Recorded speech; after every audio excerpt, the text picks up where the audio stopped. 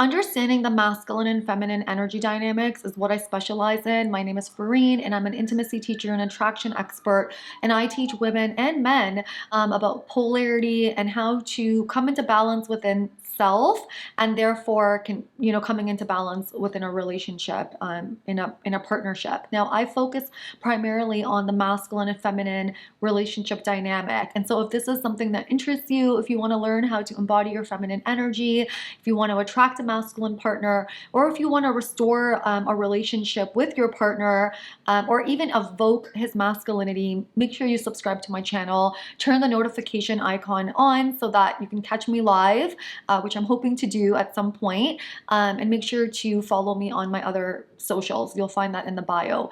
Now, I want to talk about the masculine and feminine energy dynamic because to me, the primary purpose of a relationship is to bring wholeness within ourselves. And when we are with a partner that is in the corresponding energy to ourselves, what happens is it brings out more of our core essence. And life is just beautiful when we're operating from our core essence. And in a relationship, the most fulfilling relationships, at least for me, and I'm a masculine and feminine teacher, is the dynamic between the masculine and the feminine. Now, you can have, for me primarily, I deal with, I don't deal with same-sex couples, but again, this is energy.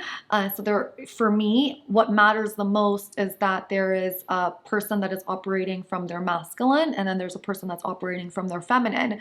For the purposes of my videos, I'm just going to keep it to man and woman just to kind of simplify things. But again, it's not, it can be gender neutral, even if you're, in the same-sex couple. It's just one person will be embodying one of the essences more dominantly. And I say dominantly because we both have masculine and feminine energies within us. Now, let's just go into a little bit of what these energies are. So, for me, I focus on the masculine energy primarily in the male and the feminine energy primarily in the female body. Now, if we are more of, if we've come into a female body, we're going to have sex hormones that are going to be more indicative of the feminine essence energy, and vice versa with the masculine, right? He's going to have more testosterone, and, testosterone and masculinity sort of go hand in hand. Now, just to give an overview, the masculine energy primarily can be seen as the provider, the protector, the energy that wants to sort of give and, make others happy, sort of self-sacrificing. That's primarily the masculine energy. The feminine energy is the receiver. She gives as well, but she gives in her energy, right? So feminine energy gives in her energy. She is warm, she's loving, she's kind.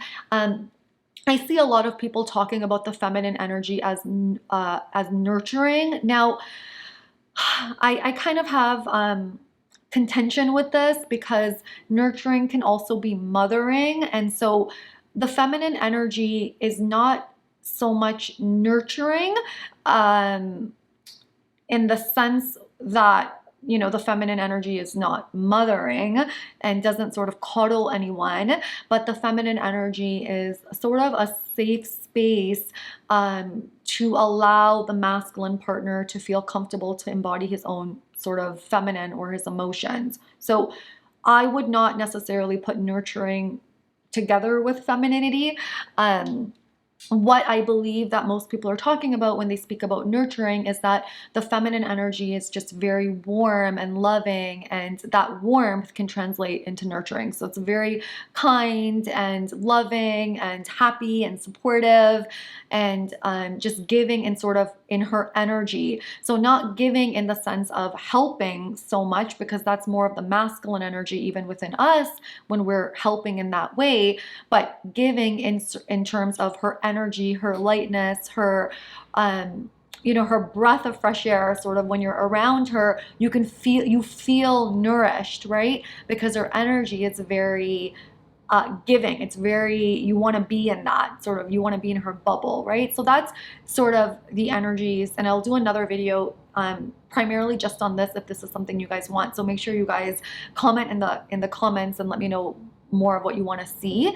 So those are the energies. Now, when we move into a romantic relationship, generally what happens, or what I see, or what I, not even what I see, but what I advocate is that there'll be a feminine partner and then there'll be the masculine partner. So the feminine woman wants to be pursued, right? The feminine partner is always the one that wants to be pursued by the masculine, right? And so if we're in a masculine feminine dynamic, or if we want to move more into our feminine, we want to observe how we are sort of in the beginning of our relationship. If we are more in our feminine, we are going to sort of pace courtship because it's the masculine that's going to be courting us, and that's going to be sort of trying to move things forward because he's going to be leading, right? And the feminine is essentially going to receive.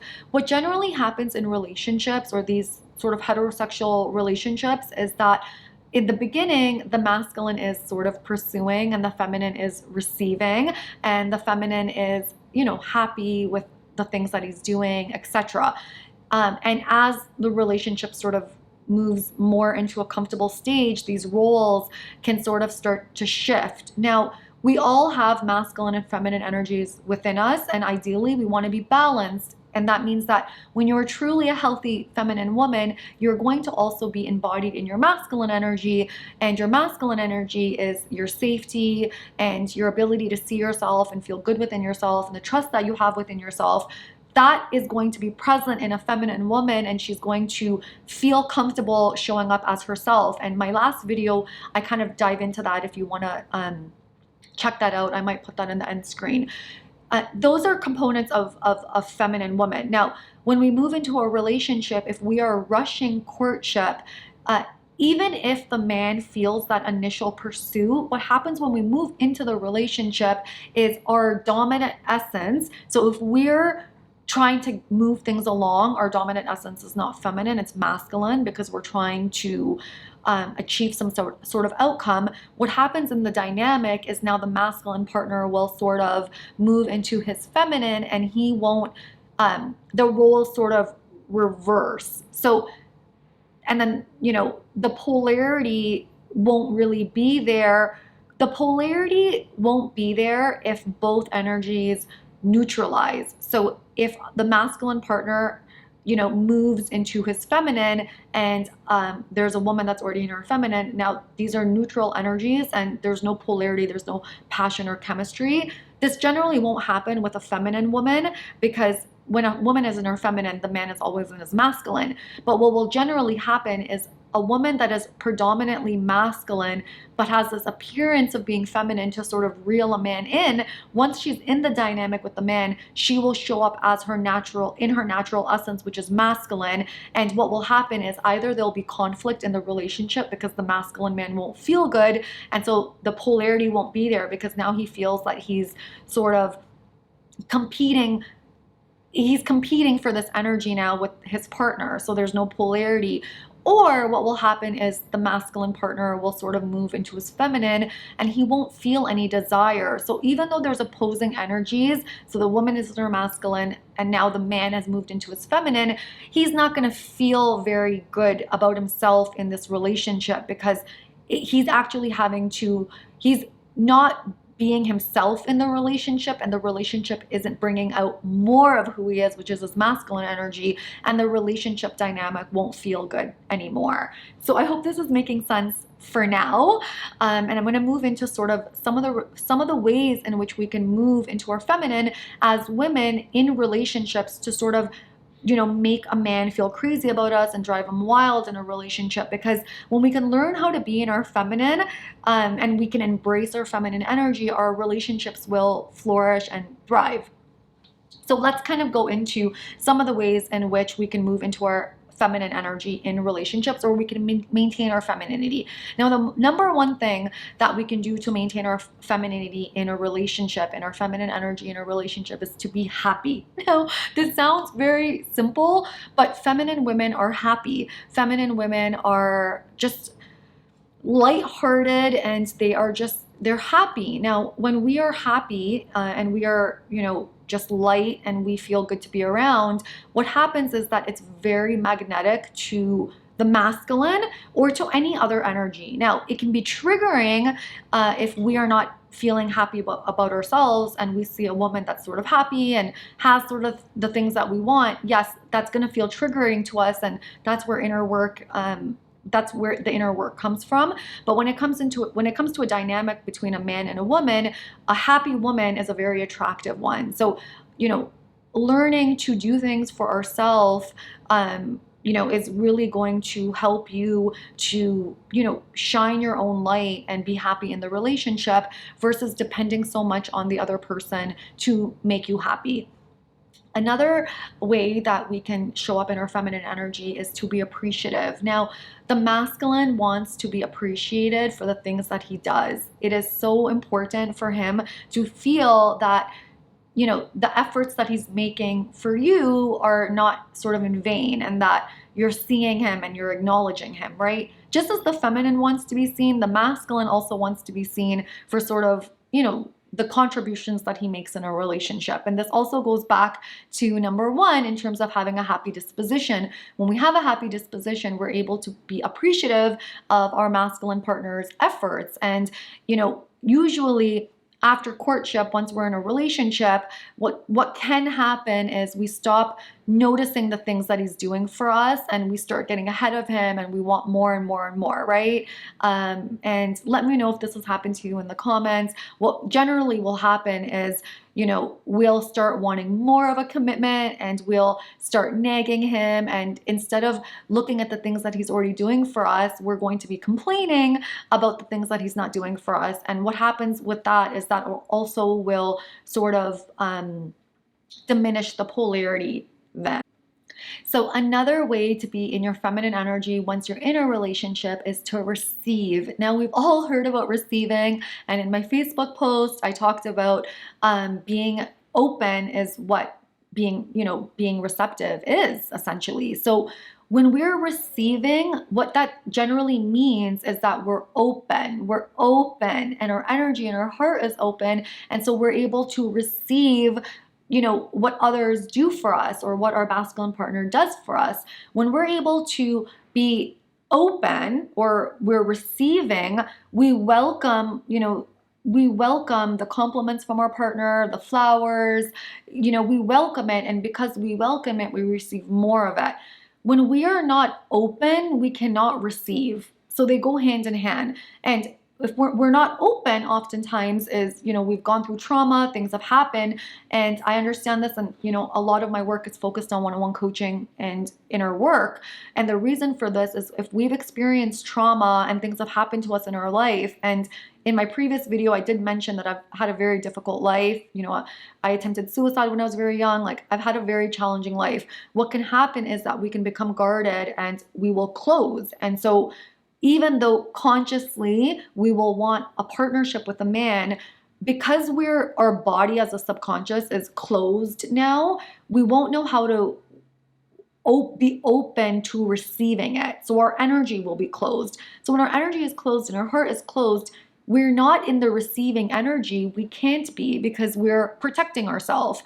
Now, if we are not receiving and we're not able to receive from a man, it's going to be very difficult for him to feel good in the relationship and to be in his masculine, because the masculine wants to give, right? And the masculine wants to be with a woman that is able to receive his giving, right? Just like the masculine is the one that penetrates the feminine, the man is the one, or the masculine is the one that sort of goes into the woman. And a lot of in terms of emotional closeness, if we're not able to receive him emotionally, he's not going to be able to really dip into his masculinity. And he dips into his masculinity when we can really be open and we can receive the things that he has to give to us, right? And this moves to my next point, which is being more vulnerable and open in terms of our emotions. Now,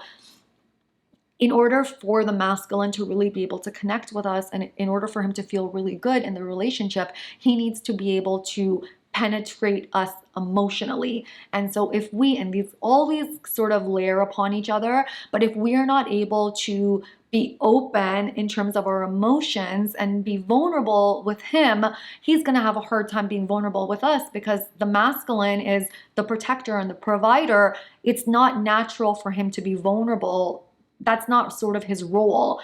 And for the feminine, it's our role to be the emotional leaders in the relationship. He doesn't know how to do that. So think about how difficult it is for you to be open and, allow others to see you, right? It's very uncomfortable, right? And even in my Facebook group, my free Facebook group, it's open for my clients to be vulnerable and to practice this. It's not open for everyone just to post questions, because, you can book a call for that. I created the group so that, clients that have had calls with me, or those of you that have read my books, can go and post in there and be vulnerable and allow yourselves to be seen in a safe place. Because if we are not able to reveal ourselves and reveal our hearts in a safe place, we're never going to be able to do that with a man. It's too uncomfortable and it's too hard. And so we really want to practice exposing ourselves and exposing our hearts to our partner, so that he can feel more of a man and he can feel needed. Okay, which moves into my next point. The next way in terms of how to show up in your feminine is to be vulnerable in your attempts of showing your partner that you need him. Now, feminine women are comfortable with, letting their partner know that they need them. Now, we're strong women, right? I advocate, I'm a lawyer. I have a strong education. I'm a strong woman. I'm an entrepreneur.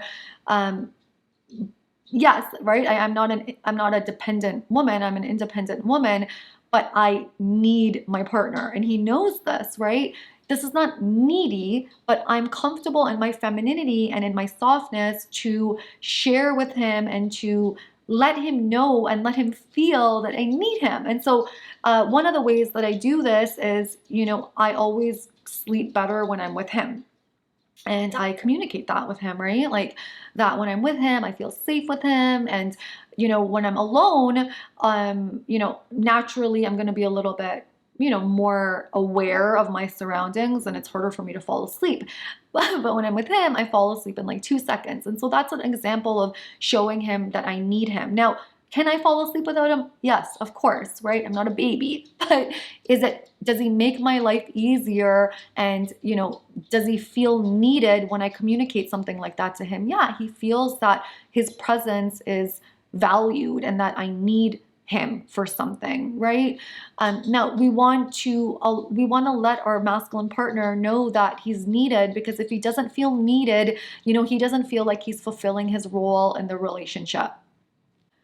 Another way that we can show up in our feminine in a relationship, and this can be tricky, is allowing him to lead. Now, once we get into a relationship, we can get kind of comfortable, right? Me too. And as women, we're always sort of, we're planners. We think, we kind of think ahead, like our brains are sort of always firing, right?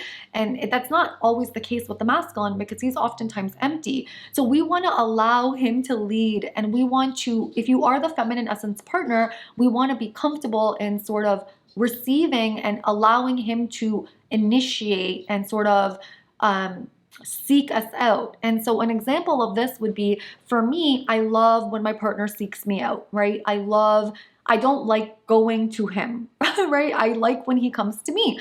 And now in my building, in my apartment, we don't have, visitor parking. And, we made it in such a way where, he has the keys and he sort of comes to me, and now he's not able to park in my building anymore. And what happens is we have to park sort of further away, and I have to go get him. And yeah, I don't like that feeling. It's so icky, because I love when he comes home and he's coming to me, right? And I communicated that to him, and and he was like, oh yeah, I never thought about it that way. That makes sense. I mean, there's not much we can do about it, because this is sort of circumstance, but I really enjoy when he sort of seeks me out and when he's leading, and he knows that. And so he's usually the one that will sort of initiate plans and logistics and things like that, more often of the time. That doesn't mean I don't have, my own opinion about things, but I will do my best to allow him to lead in that way in the relationship to maintain the polarity. Now, last but not least, because there's a million of these, but I want to keep this video a little bit short. And if there's anything else you want to see, make sure you write that in the comments, because I love to do videos for you guys. But last but not least, and probably the most uncomfortable, is we want to learn to submit to our partner. Now, this is going to feel extremely uncomfortable because the word submission feels uncomfortable, but learning to submit to our masculine partner is extremely attractive, especially during conflict. It's very easy to sort of go in our ego and, want to be right and not want to sort of ease that conflict. But what's important to understand is that by nature, the masculine is protective. He is protective and guarded, right? If he's not doing that with us as the feminine, he's doing that toward himself. He's going to protect himself and he's going to be guarded if the situation doesn't feel safe. So it's not likely that he's the one that is always going to submit to his partner, because if it doesn't feel safe and there's a history of, lashing out or, things that don't make him feel safe, he's going to have a harder time to sort of be the emotional leader in that way. And we don't want to feel bad about this, or, I know most of us will get, well, why do we have to be the one to do that? Well, it's not in his nature. It just really is not in his DNA and nature to sort of submit, in a situation that doesn't feel safe. Now, if he's wrong, he will come towards you and apologize. That's what masculine men do. But if a fight kind of gets out of hand and things are said, he's going to be very in his, defenses are going to be up, and he's going to be very upset about maybe the things we said, etc. Even if we are right in maybe what we've said or certain things have happened, it's going to be very difficult for him to put those things aside. So we want to learn to submit to him. We want to learn to trust him, and we want to learn to apologize to him, because when we are able to remain in our feminine, what happens with him is he's also able to move into his heart, which is his feminine, and the polarity will sort of resume, and the attraction will sort of be resumed once again. Let's just put it that way. So I hope you enjoyed this video. If there's any other videos you'd like me to do, please let me know. I'm going to be releasing a video once a week moving forward. If you are interested in learning more, you can check out my ebooks on What Men Want and Secrets of the Feminine Woman. Make sure to join my Facebook page and my Instagram page, and definitely reach out to me if you have any questions, and reach out in the comment, because I love engaging with you guys. I love you, and I will see you soon.